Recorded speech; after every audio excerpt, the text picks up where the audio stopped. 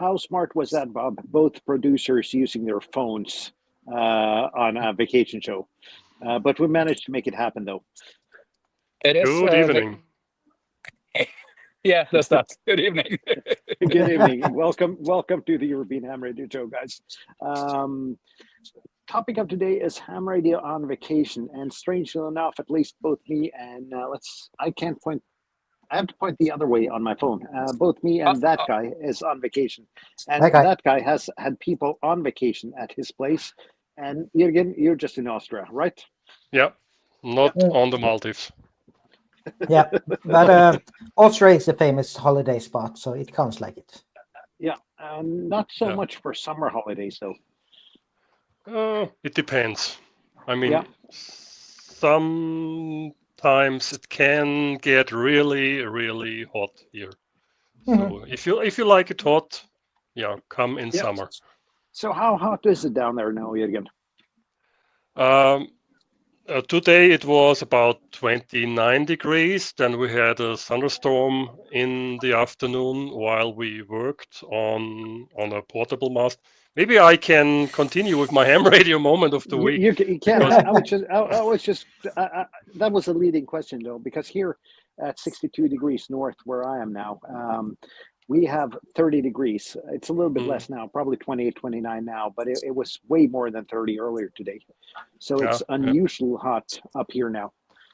The sea is only about 12 degrees, though, so it looks warm. It looks like a nice place to go for a swim, but it's not. Last week was very wet and rainy and not very warm, but today it was nice, 29 degrees with a huge thunderstorm in the afternoon, right when we worked on my friend's portable mast. And I tried to cut off my arm with an angle grinder. Ooh.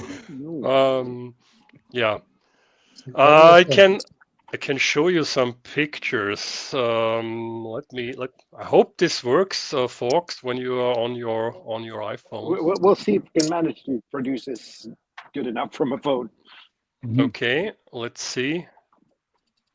Are these going to be images of your cut off arm or? No. No. All right. Yeah. Because if there were, we should warn people. Okay, this should work now. I'm not sure if you can share. I got it. Let's see now. Add to stage. Let's see what happens. Yeah, right. So this was about 10 years ago. This is Mike's OE4MXB's, my friend and neighbor's portable mast. This was a 15-meter crank-up mast. There's a SB7 IDX hex beam on top. And this was before. Here's the trailer. That's an old boat trailer for a small boat. And this is after. Well, this was after. This was at a field day, and we had a very strong storm, let's say, there on Sunday, and the whole thing broke, and this is the base of the hex beam. Really ouch. Let me stop sharing. And after 10 years now, we started to repair the mast. Mike bought another one. This was 15 meters. Now he got a 20-meter mast, also a crank up, from Hungary. So this is from, I don't know, from the Hungarian army, maybe. Just don't tell Bob where he can buy that one. Please tell Bob where you can buy that one. You can buy a lot of those things in Hungary. If you have good contacts, you get everything in Hungary. This is from the army. I'm not sure if it's from the Hungarian army or if it's back from the Soviets. I'm not sure. Don't ask me, but you can get a lot of stuff there. And the new mast is, go ahead. What's the postage for a 20-meter masts? I wonder. I don't know. No, how many Hungarian stamps do you need for a 20-meter mast, Bob? About 20 meters, I'd guess. So. Yeah, the new one is 20 meters, and today we started to fit this new mast to the trailer. And while working on it, I tried to cut off my my arm with the ankle grinder, but nothing special. Yeah, it hurts a little bit, but I will survive it. Let's say. At Yeah, least you're and more or still able less. to move all your fingers though, so that's good. Yeah. And yeah, more or less this was my ham radio moment of the week. Yeah, not half bad though. And Bob, you're in Germany. What has been your very German ham radio moment of the week? My very German ham radio moment. I think that would be my short video. I've been. You have to help me with the call sign, probably, Morten. But Craig, the DigiPi guy. Yeah, I don't remember his call sign. It's an Oh. American 6 call, I think. Yeah, it's a K. Yeah, KM6 something. He. I think he's in Europe. He's been doing shorts where he's testing APRS in all the places he's visiting in Europe, and he hadn't visited Berlin, which is where I am. So I figured I'd do a test as well, and so I've been walking 2 days around Berlin with the FD9R, is it called? Yeah, the Yaesu handheld and the FD5R? yeah, FD5D? FD5R. FD5R. Yeah. D, D? I think. It's a D? Yeah. Yeah, I think you're right. Yeah. I didn't sleep much tonight. And the Heltec wireless tracker that I built, seeing basically testing if I got digipeated. And as I say in that movie, the infrastructure for that, at least in the part of Berlin that I was, horrible. So that was a little bit disappointing. That's, I think, the only ham radio I've been able to do this week. I finished the video or the slow scan television that I did last week. But not much radio, sadly. No, I was planning on doing a park, but we got rain. So this is turning, of course, quickly into the European ham radio and meteorology. So, but yeah, we've had lots and lots of rain down here, and very nice temperatures, about 22 degrees, which is just perfect for me, but a little too wet. So no activations while we were down here. We've walked around the city, looked at what we could find. We went to Checkpoint Charlie. We've been to all the staples of fine German dining, like Dunkin' Donuts and Kentucky Fried Chickens, McDonald's, and Starbucks. So yeah, I think we've done the complete tour of Berlin so far. But it's a nice city. Not really a well-functioning country in every possible way, but very nice city and very nice people. I'm really liking Germans. So having a good time. I got to say that you and Tobias, you bust every German myth there is out there, except for Tobias when fixing old Kenwoods. Yeah, I think there's got to be quite a few Tobiases around because things, well, it actually works. It's they have an army. They produce nuclear weapons. Clearly, there's someone doing something technologically advanced. But yeah, the wireless network in the hotel, it was probably like the wireless network I had at home 25 years ago. I'm not exaggerating. 25 years ago. So basically, my son likes to play online games. He's been playing them on the hotspot in my phone. For the entire week. That's so you're out of mobile data then? No, I have an unlimited plan. So that's I may have that revoked by my phone company, but we'll see when I get home. Yeah, but it's been a good.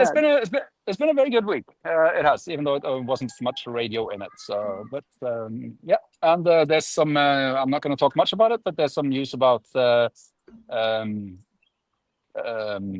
Doing LoRa APRS stroke AM, aeronautical mobile, but we'll talk more about that next week, I think. Ooh. Yeah. That sounds pretty interesting. Yeah, we'll there will be. I just got to address Tobias, who I can't remember the call sign, but not the on-show Tobias, which isn't here, but the Scottish Tobias, asked if the background is real, and yes, it is. And if we're lucky, you'll see a plane or two fly by here because I am about 100 meters from the end of a runway here. Me too. Yeah, but you are in an extra airport. I am on a campsite. True. So Kjetil, yeah. Any ham radio moments of the week? Yeah. Sorry. Any ham radio moments of the week, Kjetil, or Yeah, quite a few. So I think I'll go through them as we have a lot of things here. I'm going to start with sharing some images. 2 seconds here. You guys make it really complicated for us that are producing this show from our phones. That's why we pay you so much. Yeah. That actually depends on how many membership Bob gives away during the show. Yes. But as we're into the membership option, that's actually the only way we at the moment finance our show. So we're happy for every member that we get. So you're saying the only way we finance our show is me giving away memberships? That doesn't sound right. Pretty much. Yeah. All right. So did you find the window? I just got a comment here. I'm not sure if that was a super chat. Yeah, James gave us $2. Woohoo! Thank minus you. 1 cent. Thank you. One of the few chats on YouTube that actually talk radio. I'm not sure if we talk radio that much, so, but we try for at least 10 minutes at the end of every show. Every now and let's see then. if I can see. Yeah, you have something here. Everything on StreamYard mobile is hidden deep within menus. It's almost like a Yaesu radio. Amazing. So I've actually done a POTA activation this week. So this is Bryne. It's a small town not far from here, and this is a nice new POTA park. And for those who are interested in football, other than like that guy who makes the nice coaxes, there's a guy called Haaland, and he is from this place. So it's very famous for football people, which I don't really care very much about. But a very nice park full of sculptures. I activated down here. This is an old mill, and it's like a couple of hundred years old. And first I rigged up here on this pavilion, and I just couldn't get the antenna in tune. I couldn't get the proper ground up there, even with the metal railing that was screwed down and so on. So I went down here and had a very nice long chat with a random guy who wondered why I was doing radio in the middle of a city. Or if I was doing radio. So that was fun. It's always fun to educate the people around us. Yeah, he was really interested, and we had a long, nice chat about it. So good way to promote the hobby. And as you can see, I had to go Digimodes. I don't think I got a single sideband QSO from here, just digital FT8 and FT4. So that is nice. And then I got a visitor, Charlotte.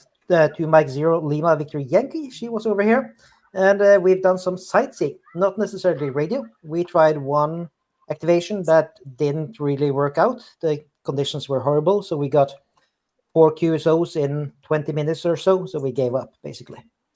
So we went out to a Viking farm, found a lot of throwing axes, really nice. We could play with them. And she also tried archery. I did as well, so that was fun. Then we went to Lima Alpha Fort Charlie, the club station, and this is part of their antenna project. And all of this is apparently Messi and Paolini. Seems like they're doing a beautiful job on that project. So this is some automated. They are pretty much rebuilding the entire club station, aren't they, from ground up? Yeah. So this is going to be remote operatable as well, so you can actually operate it from home, and it's a beautiful QTH. So this is the other part of the shack there, and beautiful kit. And I look forward to going to a station course there to actually learn how to operate this in August, because this is not ready yet, and this is complicated enough that I would like to know how it works before I start playing with it. Because well, you can burn stuff. You can. Yeah, go ahead. Let's see. I'll try. I'm actually a member of that club. That's where I got my license. And you say this is going to be remote operatable setting? Yes, that's you can see there. That's down there, there's something Morten likes flexing around about. And then 2 small preamps, Italian standard at least. Yeah. Cool. So, yep. I don't know any more details of that, but I would jump into the station course meeting when that comes on Zoom or whatever it is for you. I'll give you a heads up as well. Yeah, please do. Please do. Yeah. So then we went on into a little ferry ride down into this fjord. From here and up there, it's 1 kilometer. So it's a proper fjord. And some people were base jumping and so on. Beautiful trip. We went up here camping. We were supposed to do radio, but conditions were not good and the weather was too good. So we skipped that. So, And you were with your girlfriend as well, so I can yes. see why you did wine and opening cider bottles with axes and stuff like that. This was Prosecco chilled on ice all the way from my hometown, which ice, when you leave it in a car for 4 hours in 30 degrees Celsius, melts.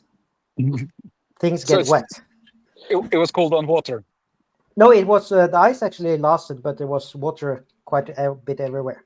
So Okay. Yep. nice place to activate, and this is within a POTA, but it was left unactivated this time. I've activated it before, but it's nice place to go.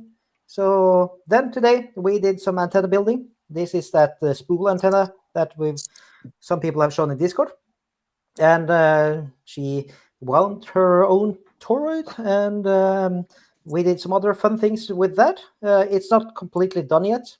So this is the finished product. So this is the girls' version. Yes. One big gripe I have to the people over at Soda Beams, or I don't have it, but others may have it, is that they do not make pink cable. Yeah. So that I'll give you the link to the wire I use. I think you actually can get that in pink jetted. Yeah. Excellent. So this one, for those who are joining us on Bornholm, it's here. It's not done yet because it's not tuned up. So this will be an evening project on Bornholm to tune this up. So we can, I guess there will be more than one person with opinions on how to tune that up around that campfire. I Absolutely. suspect there'll be more opinions than people. Yes. Yep. And I see we got tons of gift subs while we were away. I see that, but I'm kind of limited in seeing the chat here. So I see that Jürgen has gifted 10 memberships, and then someone with an R as their avatar has gifted 10 Ravi New memberships. Farm. Yeah, that's Lima Bravo 8. Thank you. Lima Thank you Bravo 8 very Victor much, India. both of you. Yeah, thank you. That means yep. that we actually have covered our StreamYard subscriptions for a little while. Yep. But this one, nice build. We, of course, did it wrong because we decided to go double up on the toroids in it. They were T114-43, so they're kind of small bait for QRP. So just to have some extra capacity in it for her, we doubled up on it. And then it doesn't fit together perfectly, but it's tight enough. So that kind of works. And Tobias Feltus asks if that spool has both the feed and the radiator in it. Yes, no, it does not have the feed line. You have to connect it into the radio. But in theory, you could plug this. It's a BNC. You could plug this directly into the radio. Or here we just have a SO239 adapter. I would strongly advise some piece of cable, though, some piece of coax, because the coax acts as a counterpoint on that. Yeah, so this is set up as a 49-to-1 transformer or NFET. So it's it is a normal NFET antenna. There's nothing special to it. Yeah. I just gotta say that I have a limited view of the comments here. I can see that the chats are the last, or the membership gifts are the last chats. But if there are any after that, I can see them now, and I honestly have no idea how StreamYard works on mobile. So you guys just have to help me out here. But I am thinking about building that antenna as well. I got a brand new 3D printer waiting for me when I get home. It's actually at the post office at the moment. Yeah, I can highly recommend it. This is pink glitter. You may choose another color. One problem we did have, I bought some new screws for this, which were for RC cars, and they're M2 with Torx heads. And those Torx things, they can't stand anything. So self-tapping this into PLA actually stripped the Torx heads. Ooh. So, yeah. Okay. So you actually have to pre-drill them to be successful to use them. So that's the only gripe I had with this, is that it's using 2mm screws. So you have to have something that is self-tapping or pre-drill it. Yeah, you actually need a good hardware store nearby then. Yeah, or a good or a good eBay nearby. That also helps. But is it possible to put the heat set inserts in there if you have them? For 2mm? Yeah. I don't have anything for that size. No, but I do. But the question is there room? Is there enough plastic that you could insert heat set inserts? No, I don't think so. So right. it's made for something that's self-tapping, like wood screws or something. So, but it's nice and compact and solid, so it's a really nice design. Yeah. Nice. Morten, Jeff is asking, Kilo Sierra 0 JD, how's your new printer? My new printer is, I haven't tested it yet. I need to get back to see the comments here. I have no idea how to press and mark the comments here. Or get anything. But it's Anycubic Cobra 3 with the Anycubic color engine, or the ACES they call it. It's a filament switcher and dryer in one box. So really looking forward to testing that out when I get back from vacation. Somebody just put comments above Bård's head. Okay. Yeah. I think I'm gonna remove those. I probably pressed somewhere wrong on the screen. Yeah, and Tobias asked the pink thing here, and that is not the coax. I haven't seen pink coax. It's just woven rope, so you have the line tied to the end. So this gives you 20 meters of sota beams wire, and then 3-4 meters of rope in the end. So that's Kjetil, there's an important part missing. Pink coax from Messi and Paloni. Do they sell that? I'm not sure. Yeah, I think if you order enough, they'll make it for you easily. Yeah. So yeah, we have to make this nice, They can call it Pink Flex. But there will be a video on this as well at some point, at least if the sound quality and so on is good enough. Hey, Charlotte is coming on as well. Hi, Charlotte. I just switched my my phone over in TikToker mode, and that allows me to see one line of the chat at the time. So, but nice ham radio moments of the week there, Kjetil. Yep. I guess it's my turn then. Yeah, this was a bit ham radio vacation as well, of course. Yeah. So we're slowly getting into our topic today. I had a dry run this week for the Bornholm trip. I tried stuffing 4 people into a Ford Fiesta and driving 600 kilometers. Are we doing that for Bornholm? I am. Oh, good luck with that. It wasn't half bad though. I gotta say though, LB4 LI is taking the luggage in his caddy, and we're driving together. You should get a caddy too, I probably should. What I do have on top of the Fiesta now is a roof box, so that helps a lot with the volume to be able to load things. The weight rating is still the same, but you actually have room to load stuff in it.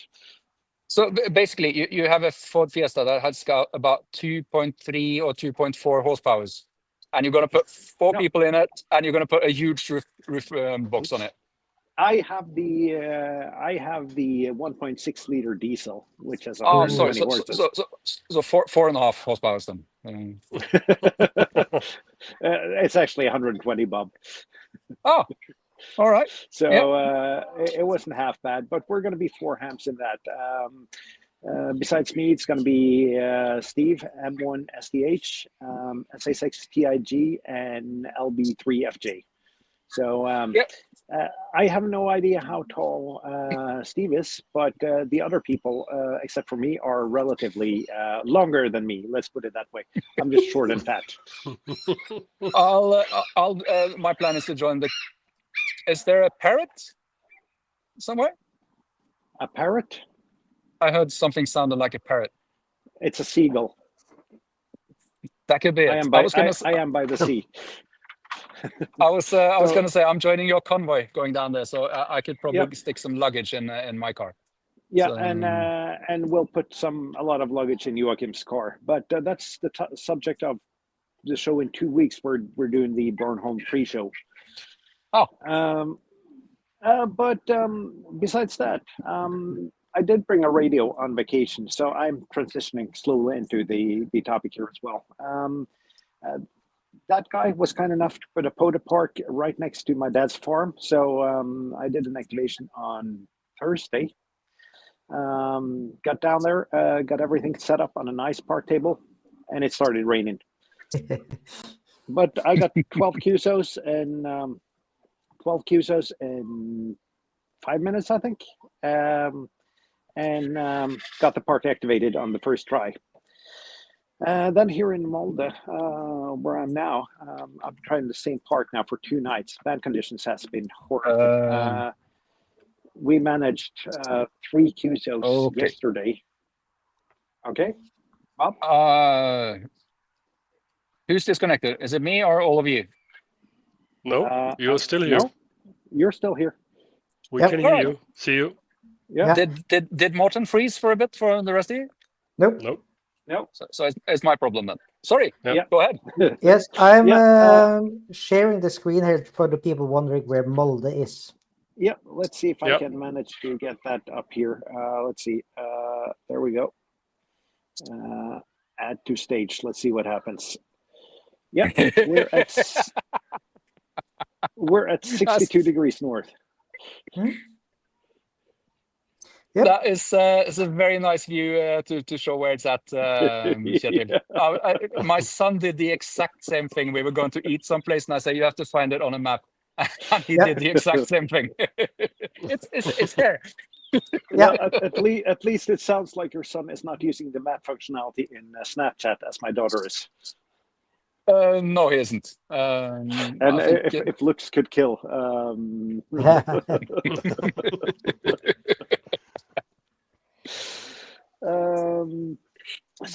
went out there, a beautiful World War II fort yesterday and today, which strangely enough is not LA boat locations yet. Yeah, nobody has told me to add it. No. But yesterday managed 3 contacts: Echo Alpha 1, Bravo United Lima, I think, and Victor Echo 9, Charlie Foxtrot. And then 1 on 2 meter. Today I managed a small pilot, 5 QSOs on 20 meter. Then everything died. Tried to get the computer and the radio to play ball. They didn't want to play ball today, so I couldn't get that to work. Then got 4 contacts on North Hunt and finished off with 1 2-meter contact. So I just barely got the park activated. But this park is 620 kilometers away from home, so it wasn't an option to go back later, to put it that way. Yeah, it's something about like finishing stuff when you're so far away. Yeah. If this had been a park at home, I would have just gone back a day. Conditions had been better. Yeah, but that just wasn't an option now. Or you could just use it as an excuse to visit your parents. Well, I have been visiting my dad for 3 years, and I went to the churchyard yesterday to visit my mom. So I pretty much visited both my parents now. I think that's a bit. Yeah, I've been playing with APRS because this is a place where people actually use APRS. So I've been playing with APRS on the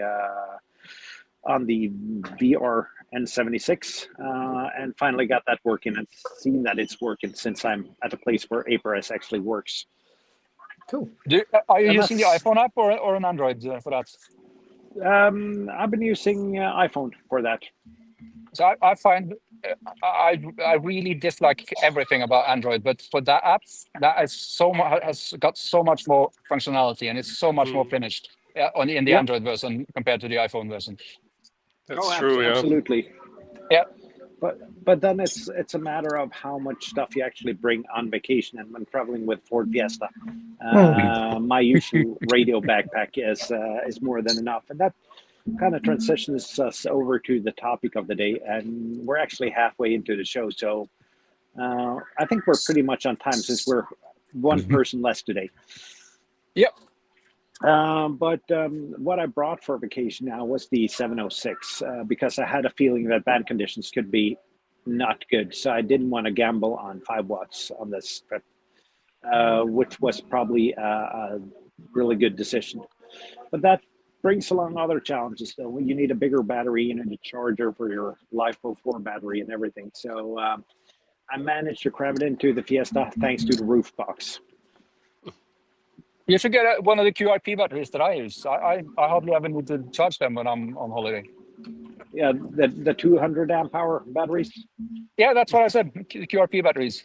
Yeah. Again, Ford Fiesta, Bob.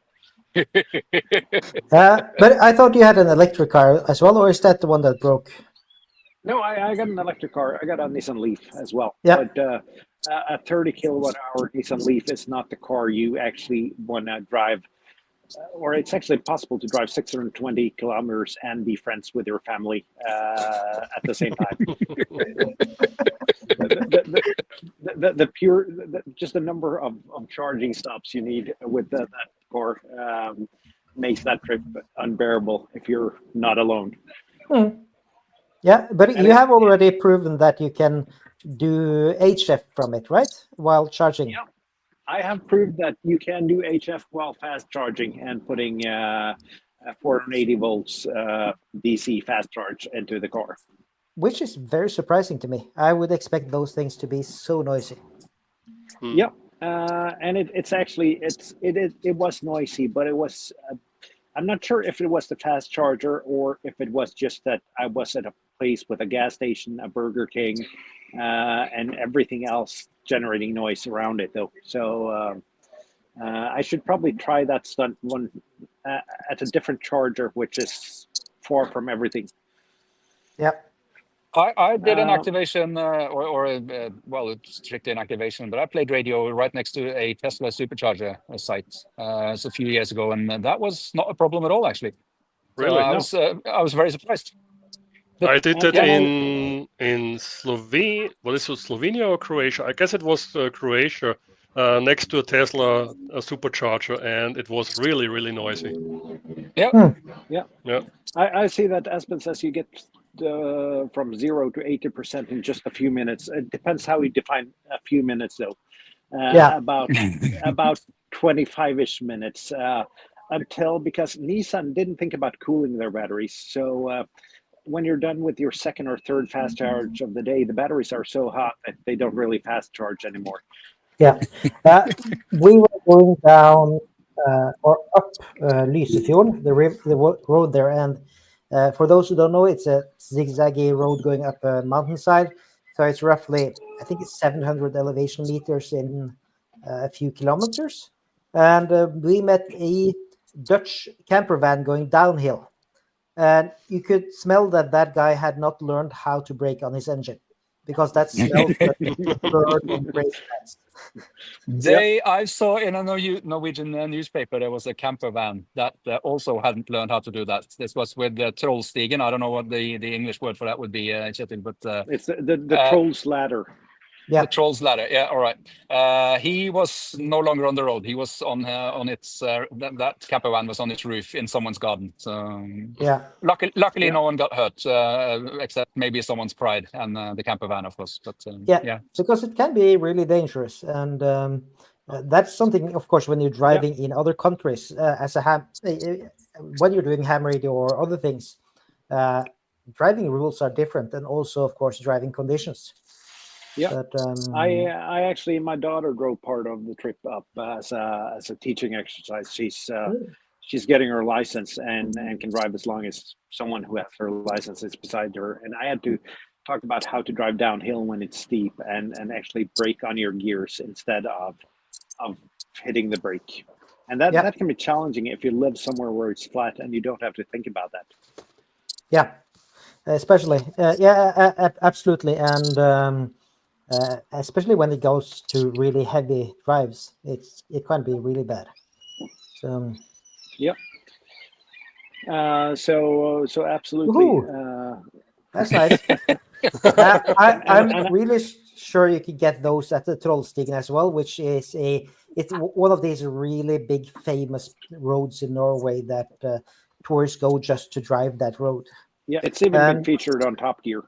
Yeah, coincidentally, there is a POTA on the top of it. Yeah. I don't think that's been activated as a POTA, at least not the last time I was there. No, there aren't a lot of people doing POTA in this area. I had an Atno in both parks. That might be just because you just recently added them, though, Kjetil. But no, still. that one has been there for a few years. That's pretty cool. I've actually been thinking about driving over there, but just because of the fantastic view, not only from the ladder, but everywhere around it. And also the Atlantic, what's it called? Atlanterhavsveien? What do you call this? The Atlantic Road. Yeah, the Atlantic Road. Yeah, it's also a really, really nice piece of driving in Norway. It's not that far from Trollstigen. No, it's about, I guess both roads in opposite directions are about 60 kilometers in each direction from where I'm sitting now. Yeah. But the Atlantic Road is actually just a set of bridges, though. It's a magnificent piece of engineering, but it's a road. If the weather's fine, there's nothing special about it. If there's nothing special about it, you're not going fast enough. I'm sorry. Well, oh yeah. Yeah. That's going that piece of road at let's say 110, 120 kilometers an hour. That's special. For sure. Yeah. People with blue lights like that. Yeah. and radar guns. Yeah. So, but what do you guys do for ham radio on vacation, guys? Not only me. Bob, what did you bring to Germany? I can talk about what I brought to Germany. Of course, that's not going to be vaguely related to the ham radio I played while I was there. But why not? I brought the 5-band antenna that I've been making. That I'm still planning on making a video on, the linked crossed multi-band dipole thing with the antenna with the many words. I brought the G90. I brought the 705. I brought the FD5R, we decided to call it, I think, the THD 75, the VRN76, and the new Revis, is it called H1, I think, the new Revis radio. I don't know, TVs doesn't sponsor me anymore, so... Me neither, and then by the time I'm done reviewing that radio, they probably never will. But I can tell you from having been sponsored by them, if you review it the wrong way, they won't reach out to you. Yeah, I don't care. But actually, there are some nice things about that radio. The problem, I think, the big problem with it, the way I see it, is it is an APRS radio, but receiving APRS only makes sense if it does that exclusively. If you go and scan other frequencies, it's not a dual receive radio in any sort of way. So if you scan other frequencies or even listen to another frequency, you're gonna miss a lot of APRS traffic. If you just use the APRS receive function, it's not really bad as far as I can tell. I'm gonna compare it to some of the bit more pricier radios, but it seems to be doing a decent job as long as you use it exclusively for decoding APRS or even sending APRS. If you have to monitor other frequencies for normal voice traffic as well, then you need to get a proper radio with 2 receivers, like the THD 75 or something. Yeah. But that's a lot of gear for flying. Is that your recommended setup for going on vacation? No. For a normal vacation, I'd recommend a lot more gear. But I went with my son, so I didn't bring everything I wanted to. But the fun part is that you're not allowed to put any sort of lithium batteries in your checked luggage. So basically, I of course needed batteries for all these radios. Most of them, I think all of them, except the G90 has built-in batteries, and I have external batteries for them. So I had in my carry-on, I had maybe 12, 13 different either loose batteries or battery-operated gear. So I had to distribute that into my son's hand luggage as well, so not to breach any quotas for that. And that is, of course, that's the problem when you travel with a lot of ham radio equipment. If it's got built-in batteries, then it adds up. Yeah. I'm yeah. just going to address, since I have no way of actually storing comments and viewing and showing them later on mobile, at least in a user-friendly way. Marion, main girl, asked how the adapted call sign works in a new country, and I guess that's how do you use your call sign in another country? Let us know if we're wrong, and I hope I can see your chat then, Marion. But depending on where you're traveling, you either put a prefix or a suffix to your call sign. Let's say, well, you went to Germany now, Bob. You have Delta Lima stroke LB5JJ. Yep. Yeah. So And, I think I think most of Europe it's a prefix. I'm not sure about the other parts of the world. I used the prefix when I was in New York as well, but Yeah. I think you're supposed to use the suffix in the US. Isn't that correct? No, you're not. No, not necessarily. But there are bilateral agreements between the U.S. and Canada and the U.S. and Mexico.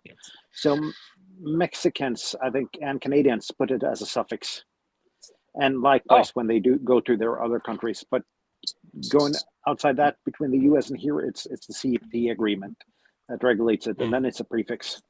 Yeah. This is, I just posted a link there in chat, and that's for RSGB. And most countries will have something like that, which tells you which prefix to use, or if there are any special rules that you need to use. For example, if you have to suffix /portable after it. Some countries require you to do that, even though it's blatantly obvious that you are there as a visitor. You have to do it. And for 45 autocorrects, there's no agreement between the U.S. and Mexico. So I guess I was wrong there, but at least between U.S. and Canada, it's a he's saying there's no SEPT agreement between the U.S. and Mexico. But But might be a different. SEPT is only European, yeah. Yeah. No, is it though? Because I think the US is part European. of it. No, Yeah. I mean, between outside European country and Europe. This is the SEPT agreement. So US is also in the SEPT agreement, of course. Yeah. The US has an agreement with the CFT. So it's a multilateral agreement there, which makes it a little bit easier. Yep. I think if we have Mihai in the chat, he operated from Mexico, so he might have and some insight into how to do that. I can't remember the call sign he used, but I think he activated something when he was down there. I actually think Mexico is one of the worst countries to actually get a temporary license or operate in. I've heard so. But you basically need a Mexican license, and you can't just transfer your license to Mexico, as far as I've heard. Yeah, but they have good beer. Yeah, but Kilux Delta Alpha 6 Kilo Lima has a good comment that he has a novice class, and what we're saying here, of course, applies to the ones that have the full license class in their country. But some countries also licenses, or other license classes that allows you to travel. Yeah, and some countries then, if you have a novice class, you can operate in countries that have novice classes. So if you're a novice German, you can not operate in Norway using your own call sign because we don't yet have a novice class. The novice licenses aren't CPT licenses, so that requires a bilateral agreement in addition to the CPT treaty. So. But basically, if you have a full license, it's a prefix or a suffix. If there's agreement between the country you have your license and the country you were going to operate in. Yeah, and with some exceptions. That's a very good reason to have a full license. Yeah, but I can share a trick that I use for figuring out the different suffixes, because in some countries, like in the US, there's different states have different suffixes, and in Germany, I think there's at least 2 different areas that use different suffixes. And what I use, I activate summits on the air. So what I will do is just find the summit and see who activated it before me, and see what any foreigner used for a suffix. Or a prefix. And just do it the same way. And if there's both, then I'll just let the majority decide what I will do, and just assume that's okay enough. So that's a simple way of figuring this out. In the SEPT agreement, it's not required to use the call sign area number like I don't know, Delta Lima 3, Delta Lima 7, Oscar Echo 1, 2, 3, 4. It's just Delta Lima / and your call sign, or Oscar Echo / and your call sign. I do the same in the US. I use W / Oscar Echo 4, Juliet Hotel Whiskey.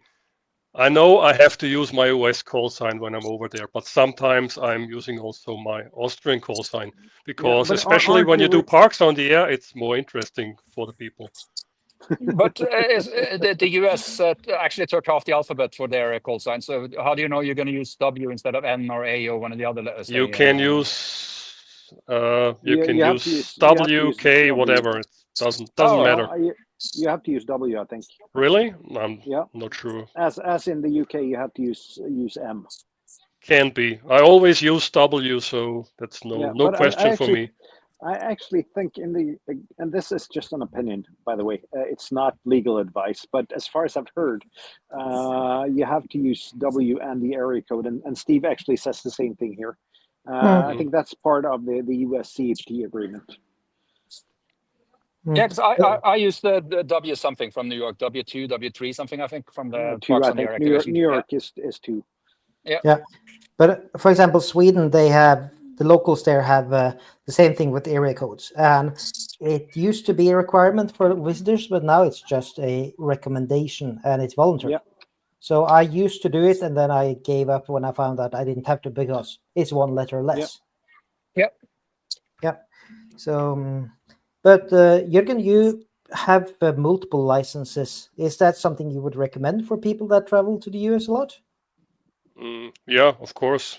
Makes life easier, and it's interesting for the people if they hear, let's say, an Austrian voice with an US call sign, you will get a lot of attention.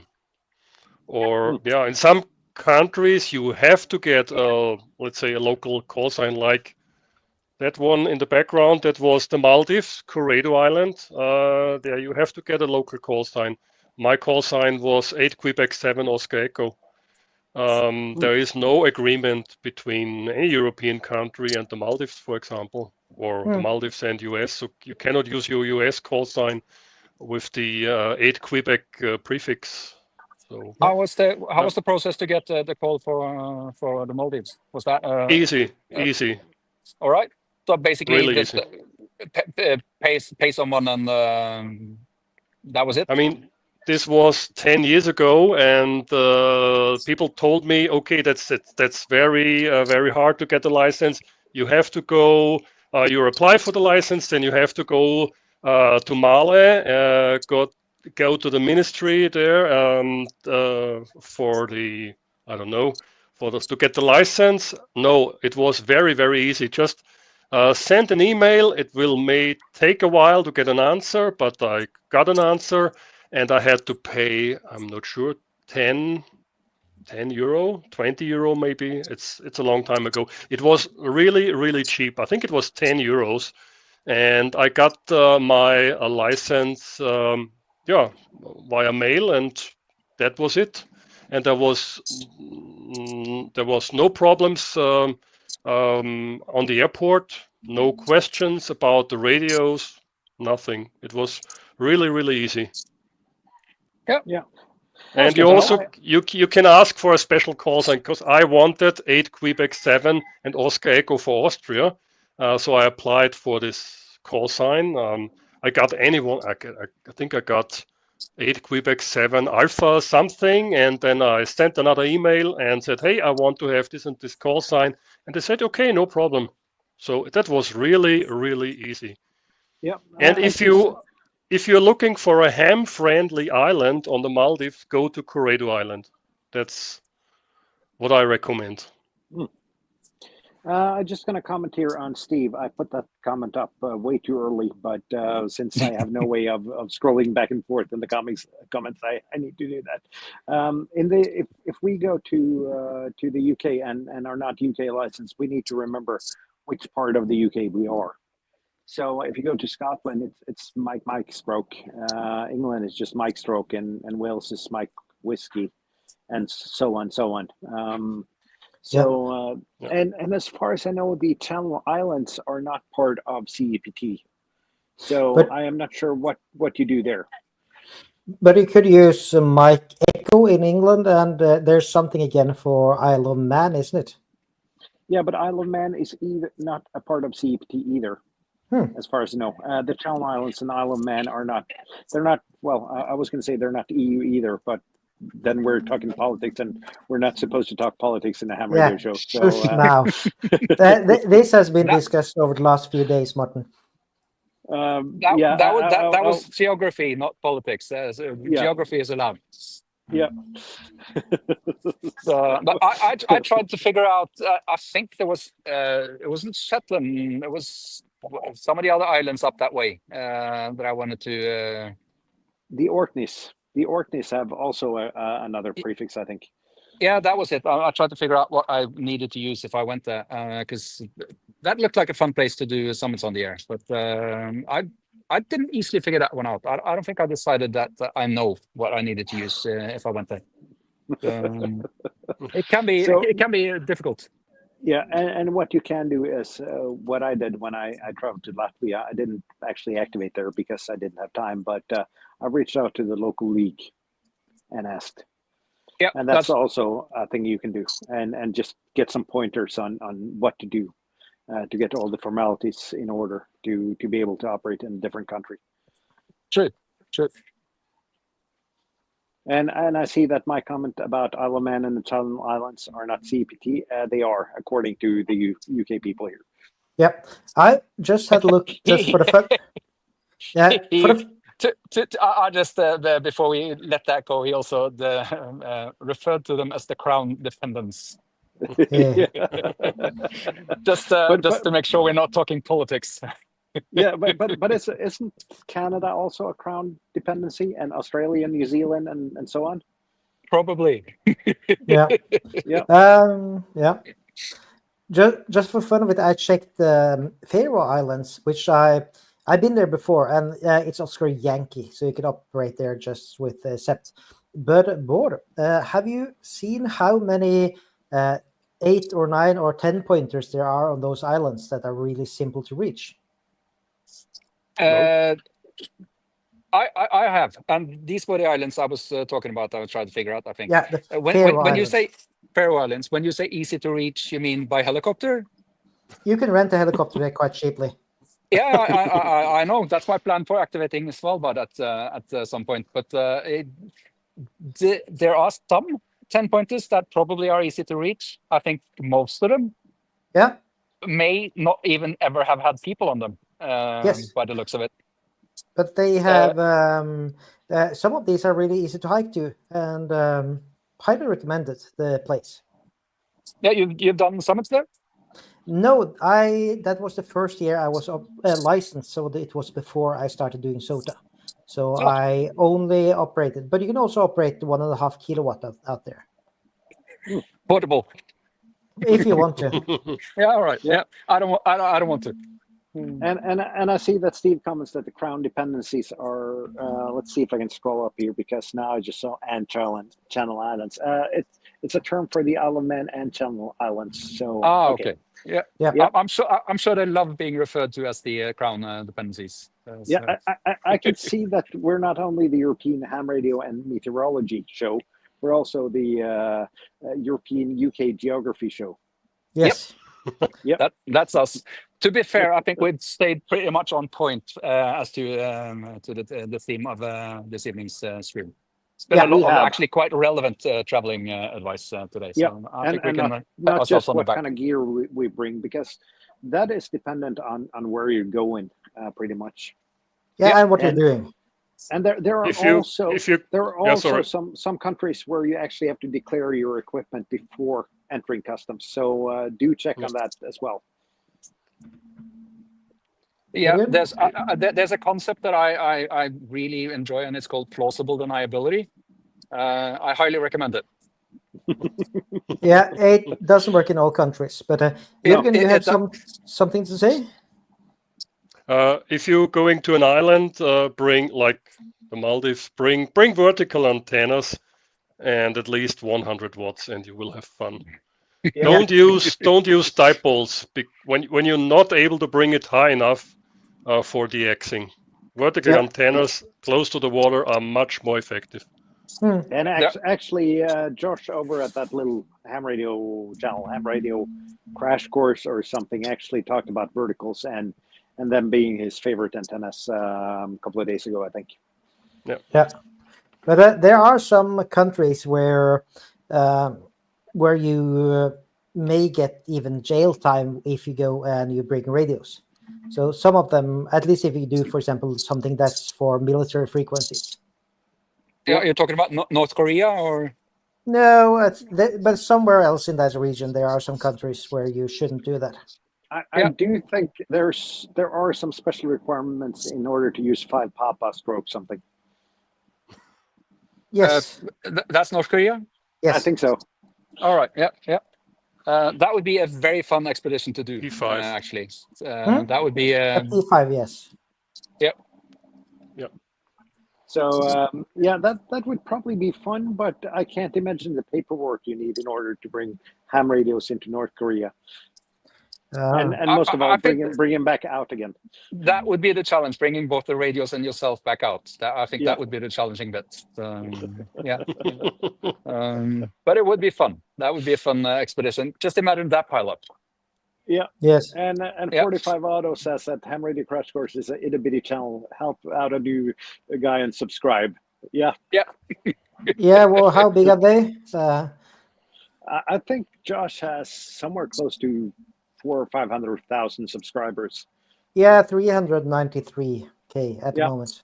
I am on my phone, so I have no way of fact checking anything. Yep. So we actually have managed to be somewhat on topic for this. It's scary. Yep. And next week, guys, it's TEHRS on the Air, where we'll be doing Digimodes and see if anyone can get us in the log, and then we'll send out PDF certificates in Comic Sans and a lot of ugly colors.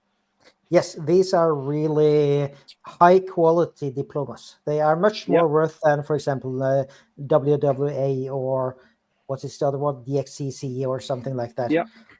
They're going to be a lot more rare, that's for sure. So, yeah. So it's not worth all TEHRS. It's worth anyone that's closely been on the show. Yeah. I should let's hope for some nice weather, because if there is some nice weather, I'll combine this with a Summits on the Air activation. That'd be fun. Yeah. Nice.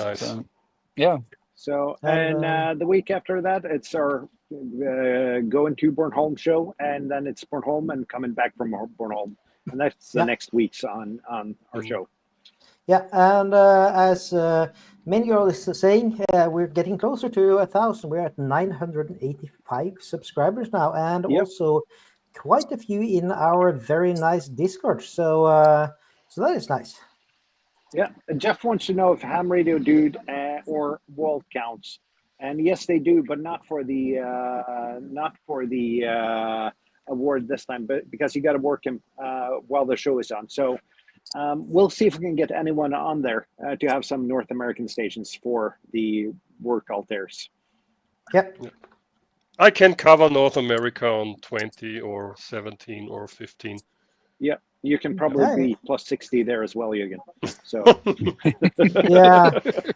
And I don't forget last week when I did my Ham Radio moment then, which is good enough to repeat, when the Australian station was stronger than Jürgen. Yeah. Which doesn't happen very often, to say it that way. It absolutely does not. And we have the link to the Discord here in the chat. It's hamshow.eu/Discord. And we're the friendliest ham radio Discord out there. We've only had to moderate a couple of times, and then some people have auto-moderated, though. So, but we are a friendly place and a helpful place. Mm-hmm. That's true, yeah. Yep. Not always on topic, but always friendly. Yep. Yeah. There may be some non-ham stuff in there. There might be a lot of stuff in there, but not a lot of politics. So we are a ham-friendly Discord. Yes. And ham only, no politics. Yeah. Yeah. Ham and adjacent hobbies. Like 3D printing. And William says and ducks. Yeah, there has been And some ducks. talk about ducks in there. Yep. So, and I guess we're precisely on the hour mark. I got a video to edit actually, so I'm gonna say. I think we're just gonna say 7-3 and see you guys next week for TEHRS on the air, TEHRSoda. Yep. Absolutely. And 7-3. I need to actually figure out how to end the stream on mobile. Let's see, it's probably this button. We'll be here for the entire next week.